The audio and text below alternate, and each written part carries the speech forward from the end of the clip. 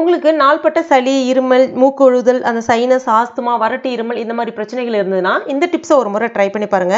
அதுக்கு சுத்தம் பண்ண ஒரு வெத்தலை ஒன்று எடுத்துங்க. இந்த நரம்புல நீக்கமா பயன்படுத்தினா சில பேருக்கு அந்த வெத்தலை பயன்படுத்தும் போது தொண்டையில லைட்டா கம்மல் இருக்கிற மாதிரி இருக்கும், அதாவது கொஞ்சம் அடைச்ச மாதிரி இருக்கிற மாதிரி இருக்கும். பட் இந்த நரம்புகளை நீக்கிட்டு பயன்படுத்தினீங்கன்னா உங்களுக்கு அந்த மாதிரியான பிரச்சனைகள் இருக்காது. இப்போ இதில் ஒரு ஏலக்காய், ஒரு கிராம்பு, 5 மிளகு, தேவைப்பட்ட கொஞ்சமாக பனங்கருங்கட்டை சேர்த்துங்க. இப்போ இதை மடிச்சுட்டு வாயில் போட்டு நிதானமாக மெல்ல ஆரம்பிங்க. உமிழ்நீர் வர ஆரம்பிக்கும். அதை துப்பிடாதீங்க, அப்படியே உமிழ்நீரை விழுங்கிட்டே இருங்க. கடைசியாக மிச்சம் இருக்கக்கூடிய அந்த சக்கையை துப்பிடுங்க. இந்த மாதிரி நீங்கள் ஒரு நாளைக்கு 2 முறை பண்ணிட்டு பாருங்க. அந்த மூக்கொழுவுறது, சைனஸ், ஆஸ்துமா, வறட்டு இருமல் இந்த மாதிரியான பிரச்சனைகள் எதுவுமே இருக்காது. தலபாரம் எல்லாமே சரியாயிடும். ஒரு சூப்பரான டிப்ஸ் இது, கண்டிப்பாக ட்ரை பண்ணி பாருங்க.